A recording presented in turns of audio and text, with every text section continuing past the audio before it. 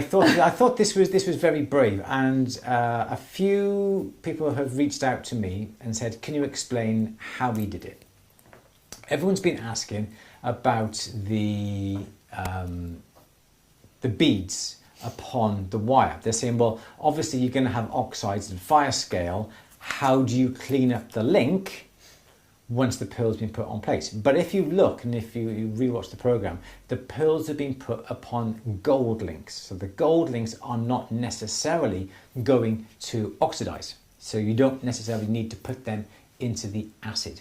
So that is a very, not an easy way, but that's the reason how we got around. You don't need to pickle it or anything like that, because you can just simply use your Smith's little torch to melt the solder and do it that way, which makes life easier. I still think it was a bit risky though.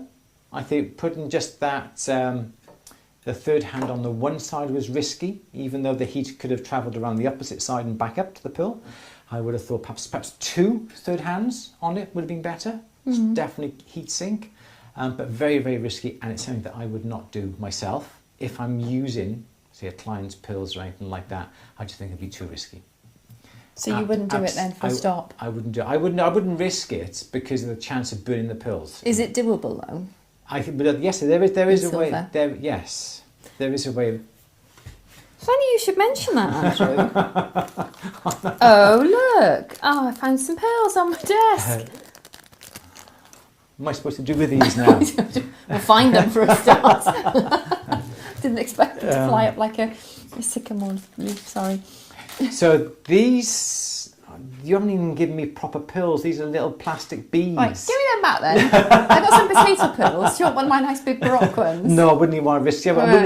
Exactly. I wouldn't want to risk that. Do you want some real pearls? Oh, okay, so no. I'm just scared you're going to burn them. I'm scared as well, so I wouldn't even consider doing it. I've got some. Do you want a little potato pearl? No. You should. No. No. Yes, I am chicken.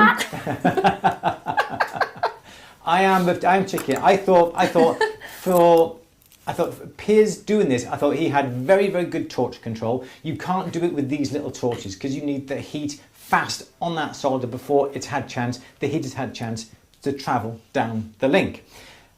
So what? Should we show the rest of the photos? Oh, go on then. Give you a little chance to think about it. We'll come back to this. We're very quickly going to show you 2 ways to put these pearls onto the links, but a little bit safer than. Let me just turn. Don't blow up a pearl now, though. With your eye protection. Right here. They're plastic. They're plastic anyway. So the first thing they're going to do is go is melt. And I'm expecting to get go, a real one then. Bleh. No, I'm not. See, I'm not even chancing it. Because I'm not quite sure what's going to happen. Put something on your eyes then, just in case. Yeah, okay. I'll get my. Yeah. Right. So very, very quickly. Oh my God! I even got some wire. So I've got some. I'm not even going to use silver. I kind of know what's going to happen. So what have you got there? I got silver and I got a little bit of gold actually, a bit of gold wire there. Do you know what? I'm going to use some silver wire. I am going to push the boat up. Right.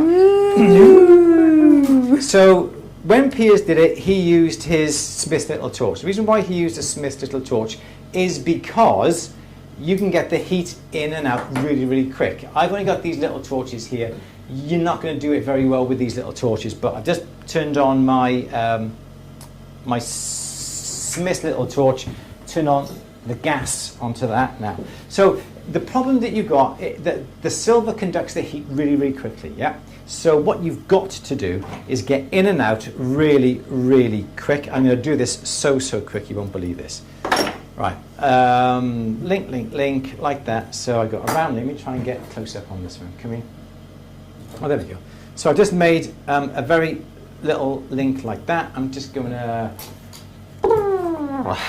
bend it. Oh my God, Louise. What? Give me a chance to prepare. No, what's the fun in that? Okay, we've got.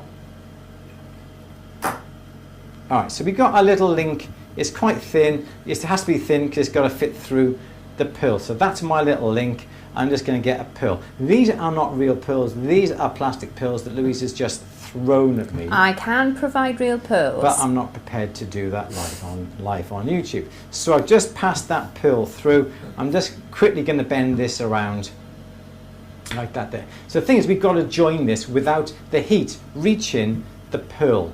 So what I'm going to do is just fold that over slightly like that. Right, there are two ways to do this. We're going to get a third hand, as you most probably saw. Piers used a third hand, and he put the third hand.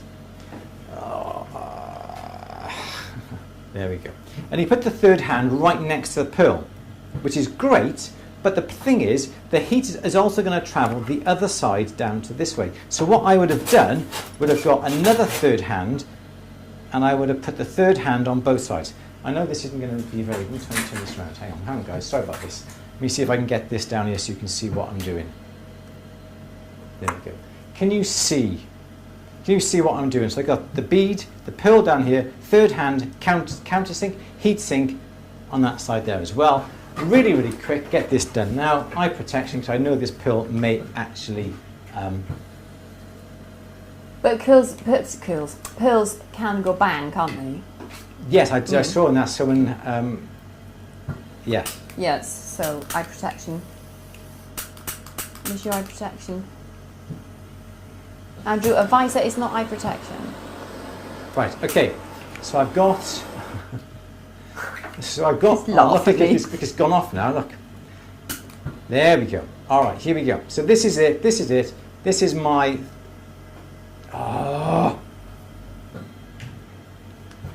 Let's see what happens when you try and do this very, very quick.